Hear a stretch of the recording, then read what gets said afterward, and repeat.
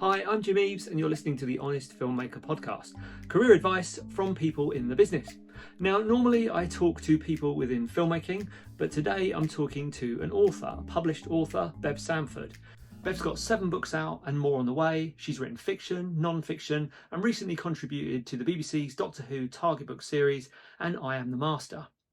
In this chat, we talked about how Bev got published, her tips for getting her work published, how the pay works, what it's like to write for a living, working to a brief, and industry formats. It also features connections between publishing and filmmaking. And of course, we talk about what it's like to write for an iconic character like Doctor Who, how much freedom she had, and how that all worked. Enjoy the chat. If you've got any more questions, pop them in the comments, and make sure you subscribe so you never miss another episode. So, talk to me about your journey into writing, and by this I mean, how did you get your first book published? Because obviously, for people out there, there's a lot of people out there, aspiring writers. I want to get a book published. I want to get a book published. How did that happen for you?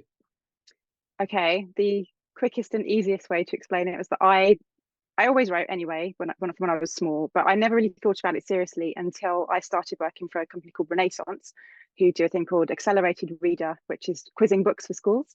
Yep. And then when I started working for them, I started thinking, well, I was surrounded by so many great children's books that I thought I could do this. I really could do this. So then I looked at how I could do it, how you go from having an idea to actually getting something real out there and tangible.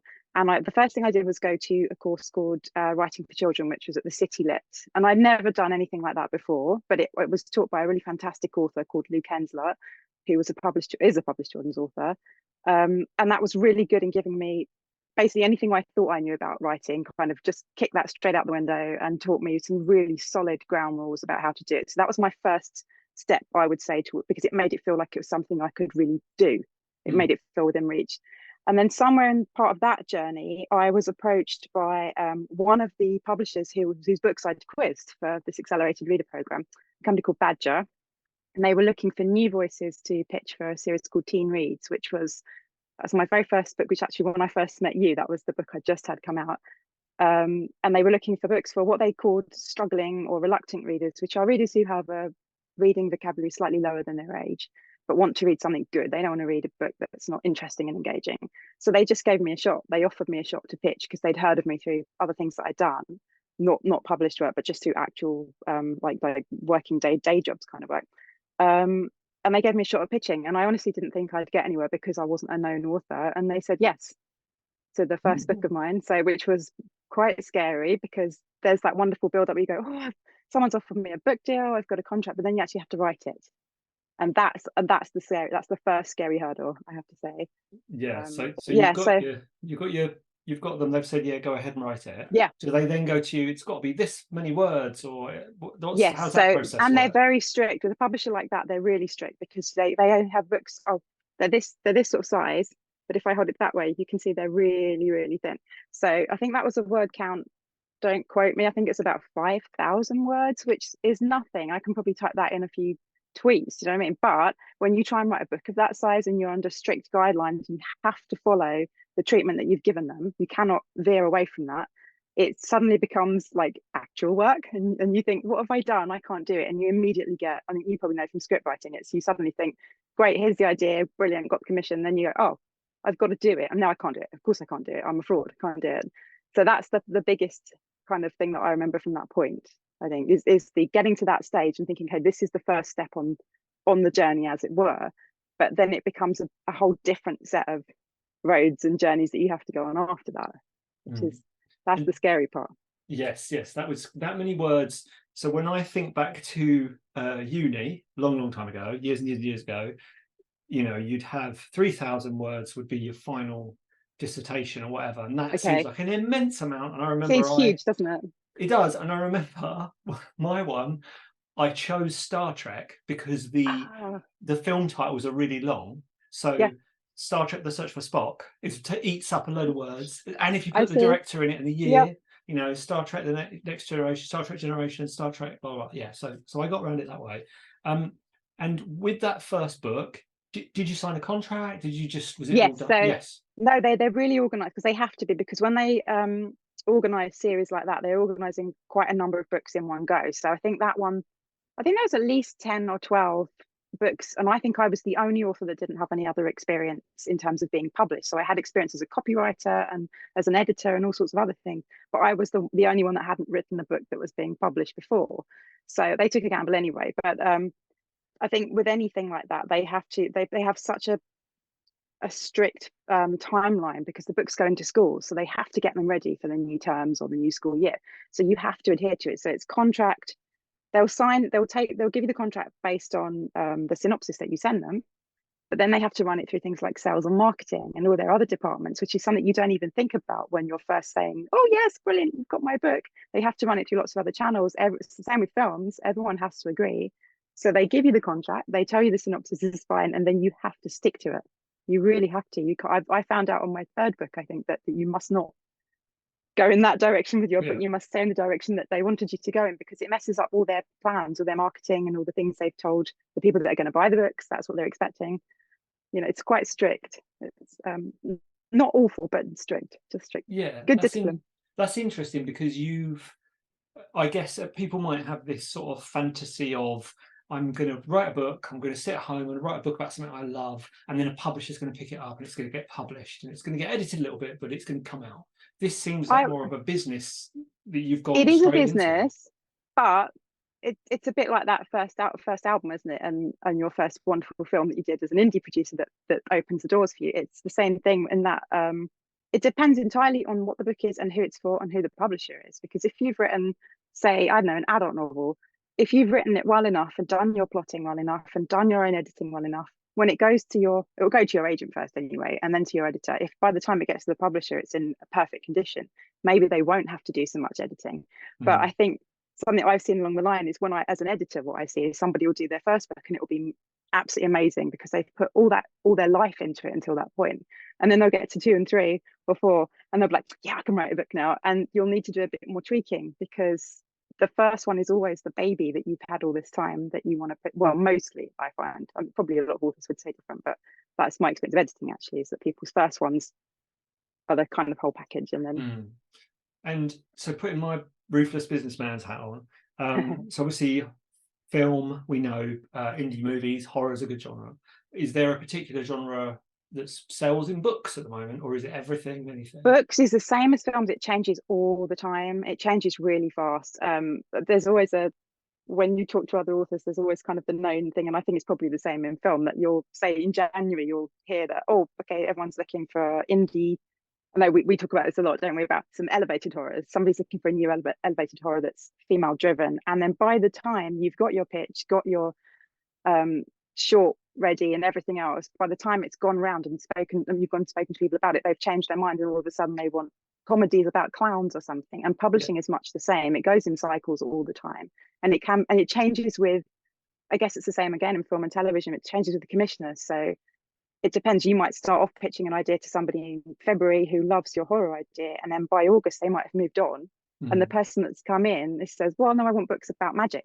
So it just, so much of it is about timing as well, I think. And you've also, so you do editing, writing, quizzes, I've got down here. I do everything. Non-fiction. So why so many different things? I think because I don't speak to many other writers about it, but I know that lots of other writers I know come from a background, say, for example, in copywriting. Lots of authors come from a copywriting background, because I think when we want to write, we find a way to write in our careers. If we're lucky, we find a way to make that work for us. And I think when you're an author, because you're self-employed, you never like to give a lot of that stuff up, because books aren't going to make you a fortune unless you're very lucky. So I keep my hand in with everything. So I have a day job as a writer, and then I have being an author is like what I call my evening and weekend job as well. So that's why I do so many different things. And I think you're always having different strings to your bow, and you're always flexing your different, that sounds so cheesy, but you're always flexing your different writing muscles if you're doing different things. I don't think I'd want to do just one genre or just one type of thing. It would be boring. Yes, I think. Agreed. And that was a very serious face when I said that. Yeah, very serious answer as well. And talking about the money, don't have to give me any figures, but how's it I'm work? living in a mansion, can you tell? How does it all work? So for children's books or other books or any books? So I guess, so with a film, you these days rarely get an advance. It's Yeah. all on the back end, and you get screwed out of that anyway. So with Yeah. with books, how does that work? How does payment work? All right. So with everything that I've done so far, with every book that I've done, I've got, I think my books, eighth and ninth children's book came out last Friday. Yeah. And I've done one other, which is an adult, which is a ghost written book. But they've all worked exactly the same. They've all been advance for half on contract and then half on delivery. So you get your advance, and then some books have royalties and some don't. So it entirely depends. I have found that franchise books, that when you write for franchises, you don't tend to get a royalty. You tend to get a nice advance, and then kind of the payoff is that you've had an opportunity to write for this wonderful franchise. All my other children's books, I get a royalty. The adult, I have to be really careful what I'm saying. The ghost written book that I've done is also the same. It's also royalties as well. So. Right. And the royalty depends on the publisher, it depends on the book, it depends on whether you're a celebrity or not. I'm sure you get a lovely advance and I bet you do, yeah. I bet you do. Although with that advance, I guess that must come with it some pressure. Like, do you not spend the money until it's written, or how do you handle that? It has to, in theory, I mean, everything's supposed to go straight into our tax accounts, isn't it? Because the tax man comes. In theory, I always look at it that, like, what you're supposed to do is use that money to cover the time for you to write the thing. But when you have a day job, that's just not possible anyway. So it just kind of just goes in and it's part of income. And then, then no advances are that big that you're going to be taking 6 months off. Yet, she says, hopefully. Yes, on the card soon. And then so we know when you deliver a script, Courier 12, double space, all that malarkey, single space. Is there a particular font you have to use when you submit a book, or is it? This is what I'm supposed to say I know. And I'm terrible because the way that I work is slightly chaotic and I do everything at the last minute, which I'll come to if we talk more about writing techniques and stuff. But I'm quite sure that I'm supposed to read through my contracts thoroughly and look to see what they want. But I'm terrible. I literally just write it. And then sometimes as an afterthought, I'll go, oh, I wonder if they needed it in 12 point or if they wanted it in Courier or whatever. Usually I tend to use the same font. So I'll use something like Times New. I prefer writing in Times New Roman actually because it's nice and clear. But yeah, how big is your Times Roman? How tiny are you writing? My vision's not that bad without, with my 20 pairs of glasses on. No, I do it in size 12 normally. Well, yeah, okay, all right, that's interesting. So then I'm right at the screen like this. Bit squinty. Well, now I've got glasses, so for somebody who wants to be a writer, and I know you've gone on quite a unique path, do you think, or do you think a lot of people go on that path? Well, I don't know. I try and something I've always done is I go to a lot of, I used to go to a lot of talks by screenwriters and authors and things like that because I just genuinely love to hear about other people that are creative and I like to see how they do it. And everybody is different. There's so many different routes, and especially in children's actually at the moment, there are so many courses you can do, and there are so many things done by publishers that will help you get access to agents and publishing deals and things like that. So there's so many different routes. I think when I first started out, I always thought it was that hopeless thing of just write three chapters, ping them off to an agent or a publisher and hope that someone will pick them off the slush pile. That actually, when I did try and do that, that didn't work for me at all. So that was the thing that I sent out at the time was rejected. It's actually just coming out in a year's time, so it took a long time to come out. But I think most people I speak to, everyone has their own unique route. I think other than people that go and do the obvious courses and things, everyone finds their way in. I do think a commonality is if you're lucky enough to have met other authors, if you start networking the same within the film industry, you can talk to people and find out how they do it. You might get an introduction, or at the very least help yourself get on the right path and know you're doing things in the right way, I think. Yeah, but with the caveat, because this is in filmmaking as well, remember that you're not trying to squeeze that person for every piece of information they've got. No. Because people like that, it's awful to network with. I hate it. I can't. Do you know what? I've never done that. It's funny enough. It's something I never really thought about until I got published, and I'm sure this happens to you with your films. You suddenly find once you have a book out or something that maybe puts you in a position where people perceive you to be slightly elevated when you're not career-wise, people will just suddenly start asking you things. So I'll get messages from people saying, "Oh, my partner wants to write a children's book. Can you introduce him over?" And I think I haven't spoken to you for 10 years. And I understand why people do it. but I never did that. So I would have felt terribly awkward about asking any other writers, could you introduce me or can I speak to your publisher? What I always tried to do is just go, I just sort of like to be around that environment to see if it suited me and see if it felt right for me. And the more I hung out with authors and went to a lot of events, especially Doctor Who events, I went to lots of those and just tried to get to know the writers and things just to see if it felt like something that was right for me, if that made sense. And it kind of went through there. Yeah, no, I It's just about understand that. testing the water, isn't it? Same with filmmaking. So I met you guys too. Yeah, you got to turn up. You can't just Yeah. pop up out of nowhere, suck all the No. information out, and then move on to the next And then person. disappear. Which I've actually seen in Cannes. You see it a lot. Someone will come up to you, blah, blah, blah, blah, blah, blah, blah, blah, tell you their Yeah. pitch. Yeah. They'll figure out quite quickly. Like with me, maybe it's the opposite. They'll figure out quite quickly that I'm of no use to them, and then they'll just be like, "Oh," and then just move on to somebody else immediately. That's, you know. I find it really awkward, and I've been at events, especially screenwriting events and filmmaking events, where people kind of shove their business cards at me, and I'll come home with all these cards and think, I don't remember who you are, and then I'll get it because I'm, especially when I'm anxious, I will talk a lot to people that I don't know very well as a kind of an anxiety buffer. So I'll end up getting emails from people saying, "Hey, let's meet up and talk about making these films," or whatever. And I think, but that you're not the people I want to make films with, and I get panicky and I don't reply and I just back off because it's exactly that thing. It's quite cold. It's not a personal thing. It's a career intent. I'm sorry to everybody that's ever done that to me that I've just offended. It's an interesting side topic, because it's one that's very transferable between these two creative industries, is networking. What are your tips for networking with people? How do you honestly, be yourself, because that's kind of what I've always done. I just show up. As you know, you and I and a friend of ours, Pat, met at the London Screenwriters Festival, and I think we just met in the bar, didn't we? So I just always try and talk to people that seem like the kind of people I would like to hang out with. So I like you, I will try and move very, very quickly if I'm it's not the right person for me to talk to. So I will just kind of be myself, go around in my own awkward, loud way and talk to people. And then if I come away with something I've learned that's nice, like it's so nice that that person's working in horror, it's nice that that person's got a film coming out or something, that's a nice bit of knowledge that I've gained, but it doesn't have to be something personally useful to me. I just kind of like learning about other creatives.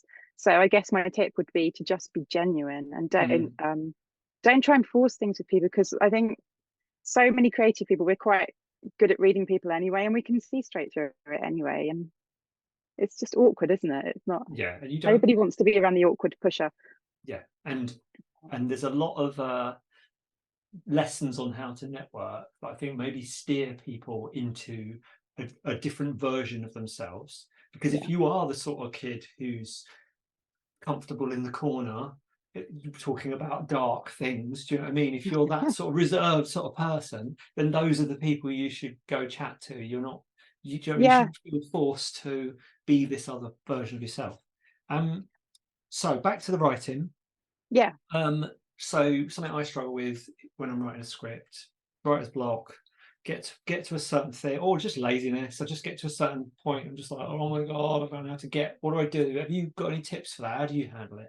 Can I just say, I can't believe for a second that you get writer's block, having read your scripts, which on a Monday you're like, I've got an idea, and then 3 seconds later there's this amazing script that's fully formed.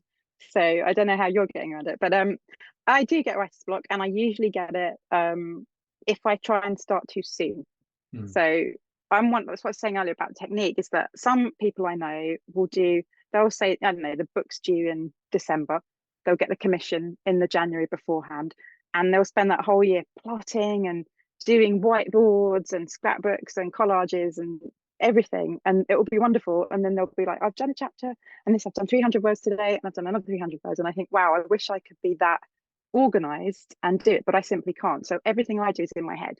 So I get the idea, I put a bit of it down in a notebook, and then I spend the next however long walking around with it in my head. And I go on long walks and I think about it, or I just sit at home and I procrastinate madly for months and I think about it again. And then the writer's block kicks in the exact point that I know I have to start writing, which is usually quite soon before a deadline. Every publisher I've ever worked with will say, yes, Bev, it's always just a little bit over deadline, or just very close to. I've never delivered early in my life. I doubt I ever will. And so what I do when that happens is you literally just it's like anything else that's horrible and tough in life. You have to just do it. You have to fight the fear and do it, because the minute you start typing, even if you're typing absolute rubbish, you're doing something, so it's coming out. So that's the hurdle. So I think I've heard of authors that say they don't believe there is writer's block. So I think there is, but I think it's fear. I don't think it's. Or the other thing that I used to get told a lot in studying and things like that is that if there's a block in your writing, it might be because something isn't working that you haven't identified yet. So if you come up against the hurdle and then you're saying, oh, well, I can't get to my third act or my last chapter, it might be because you haven't plotted earlier on what should happen at that point. So that good plotting does help for that. I hate plotting, but it does help. Yeah. And so that reminds me of, I guess, the way I get over writer's block is usually I'll tell Laura what I'm doing and she'll go, oh, yeah, don't be silly, this is the way to fix it. Yes. So how do you do that with a novel that's like thousands and thousands? Can you get I someone do. to read a bit, or what do you do? No, I do. My poor partner for donkey's years, he's like my middle of the night call for like writer's block. So I will ring him and say at like 2 a.m, he's a night owl anyway, he's up all night. I will call him and say, I'm stuck because this thing has happened and I can't get to there. And he'll say, well, of course you're going to deliver it because you always do. So he's very good at that. He always knows. It never surprises him that I'll deliver it. So that's reassurance in itself. But he's very good at just seeing straight through it and problem solving and saying, I don't think Laura's probably the same. She'll just say, maybe, I don't know, wasn't that character just do that thing? And you're like, oh, of course, because it's already in there, but you can't quite get to it until you've vocalized it for somebody else. Yeah. So yeah, I do that as well. Yeah, so that also happens in the edit. So a previous film, I try not to ruin it, but the lead character kills somebody, and me and Laura were chatting, and I didn't know how to get over that hurdle because I had this whole extended sequence where she got the body, she put it in a suitcase, and then she lifted it into the car, which is impossible, it'd be too heavy, drove out to a cliff and tossed the suitcase off the cliff, and it was all dramatic. And I sort of said to Laura, I said, well, what would you do if you killed me? And she went, oh, I'd bury you in the garden, which is just what we ended up putting in the film, because it was just like, yeah, of course you would. You'd look out the window and you'd go, I'll just bury it in the garden. Because sometimes you need someone else's logic to just kick in. Yeah. Yeah, trying to be too clever and too creative. Yeah. So moving on to, so one thing I wanted to ask about, and this is something that every filmmaker goes through, or hopefully can still go through, because obviously physical media is it in, is it out? I know everyone's buying LPs now, so maybe it's back. But I know going into HMV, picking your film up, in a DVD case is a moment. What was that moment like for you? If the first book that you sort of found in a shop? Do you know, it's a funny one because the first 5 books I did, so until Doctor Who, all of my books were books that were going into schools. So although I had the copies in my hands, which is a weird thing in itself to see your own name on the cover, you're like, really? Is that me? It still doesn't feel quite real. And I was just thinking about it on Friday, actually. I'm not sure it ever feels like that moment because you always feel like a fraud as a creative anyway, I think. I don't think it was until the first Doctor Who and I went to the signing that I did at Forbidden Planet was my wow moment. Because until then, my books had been in schools, or I'd seen some friends of mine that worked in Waterstones had got copies of those books in Waterstones. But it wasn't until Doctor Who that it was a real book that anybody I knew could go into a shop and find. And I think that was a slightly different moment, because that's when you go from being, okay, yes, I write books too. Yes, but now I write books that you can go and see. They are real. So that makes it realer for you. So I think having a signing of Forbidden Planet with a book that I had contributed to I'm not sure I'll ever top that. That was a moment. And you were sat next to Colin Baker as well, weren't you? You were like in the line. How did you finagle that seat? Was that allocated, or were you just like, I'm next to Colin? You know what? I can't remember. I think they did it for us because there were 4 of us. There was myself, Colin, lovely. He's so lovely. You've worked with Colin, of course, yourself. He's lovely. Colin, yeah. And 2 absolutely incredible writers, Vinnie Patel and Joy Wilkinson, who are amazing. And I really didn't feel like I should be there because I was the newbie for Doctor Who. But when I arrived, they'd actually already put the little name plates on the desk in front. So I was like, oh, I'm next to Colin. And I think they're thinking, I'm sure it wasn't, but my thinking has always been that they thought there'll be a long queue and everybody will want to get to Colin. So if we put Colin at the end, people aren't going to be, because people are going to want to talk to him for a bit longer, obviously, than us, because he's Colin.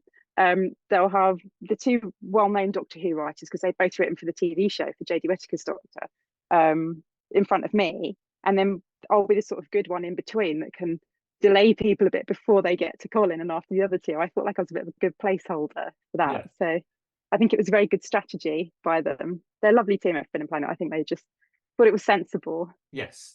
Well, you lucked out that one. Yeah, I did luck out. They were very good. So Doctor Who, that's a big one, because you were a fan before anyway, weren't you? I've been a fan of Doctor Who since I was born, basically. Since you So were my born. first Doctor was Peter Davison was my It was. Doctor. Yeah. Yeah, he was. So talk to me about how that came about. People always that's that's the question I get asked most often by everybody is how did you get Doctor Who? As if it's like it's such a You've strange caught it. thing. You've And caught Doctor Who. It's like a I caught butterfly. it. I caught a Doctor Who, and I've passed it on now. I had always been a fan, as you said, but it was that kind of thing where I'd always thought, of course, I'll never write for Doctor Who. But in the back of my head, I always thought, why not? Why couldn't I write for Doctor Who? So for years, I'd actually had on a whiteboard. I've still got it, but I think it's behind all the mess in here. I actually have on a whiteboard a plot for a Doctor Who TV show, which they kind of made not that long ago. So I feel like I was in the right direction. Maybe I manifested really well. I had been around Doctor Who people for a while, so I've been going to like the big finish days, and I've been to some Doctor Who signings and got to know people. But that does not get you a Doctor Who. That's not how that works. It just meant I could understand a bit more about who wrote for it and how the process worked, and whether I liked the people that were involved in the writing of Doctor Who and things like that. And I just got really lucky. I knew the editor for the books through because he's also a children's author. And I was on Twitter one day, and I think I wrote something like, I think I was editing a lot of the time, and I wrote something like, I can't wait for the day I can just be working on my own really good new novel rather than always editing other people's, or something like that. And I got this message that said, "Would you like to pitch Doctor Who idea?" And I thought it was a joke. So I was like, "Oh yeah, go on then." And he said, "Oh no, can you pitch an idea by like it was I think I had like 2 hours or something." And what happened was there'd been a slight change with the book, that the first one that I wrote, and they decided to add some more stories to it, and they didn't have someone in mind, and I think they wanted another female author. I'm not quite sure, but I think they just didn't have anyone in mind. And they were looking around, and they saw me on Twitter or something, and was, "Oh yeah, that sounds Bev."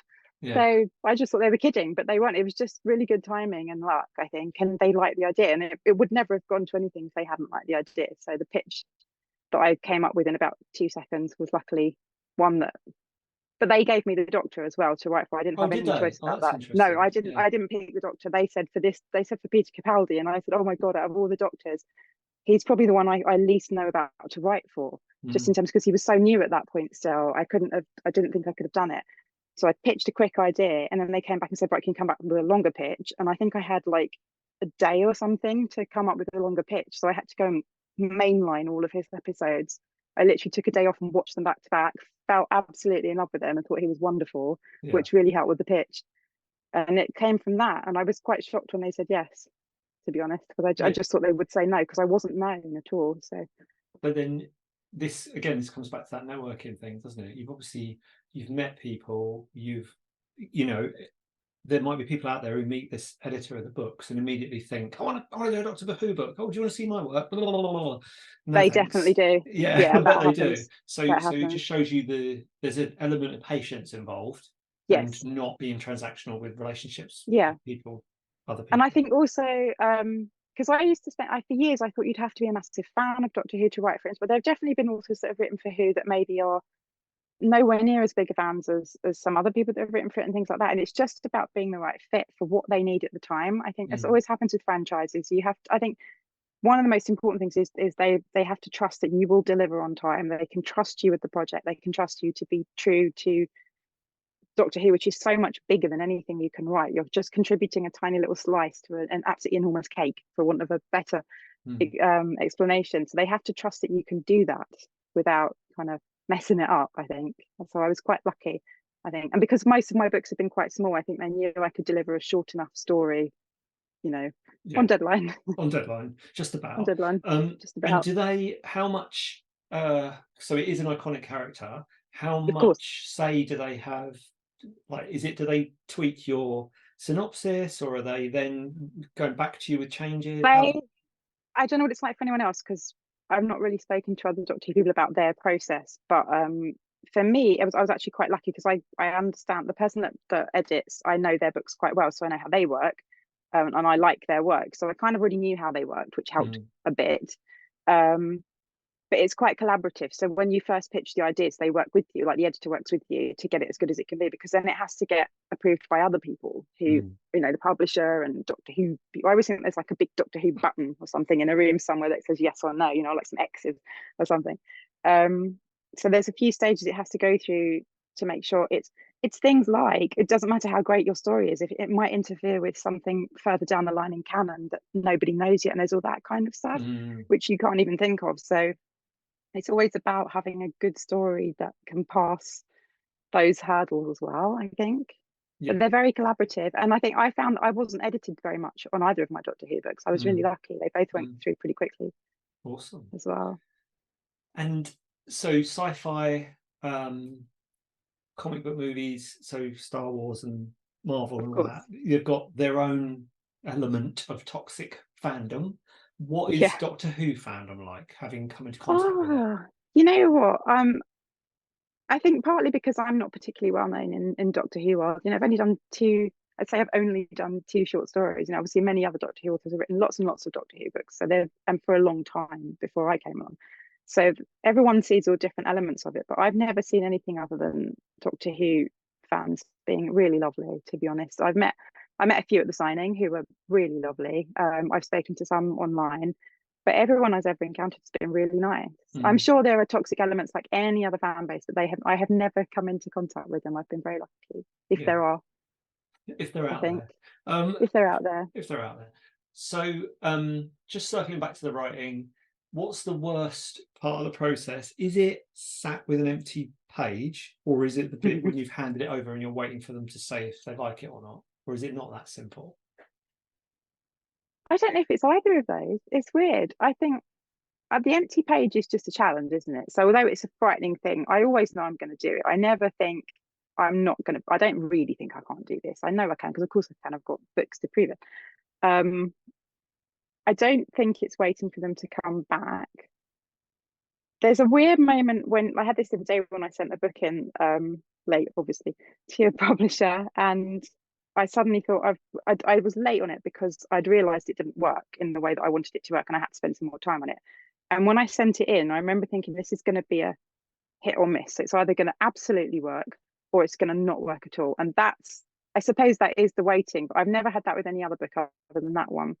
I think, do you know what I think the worst bit honestly is when you've delivered and it's done.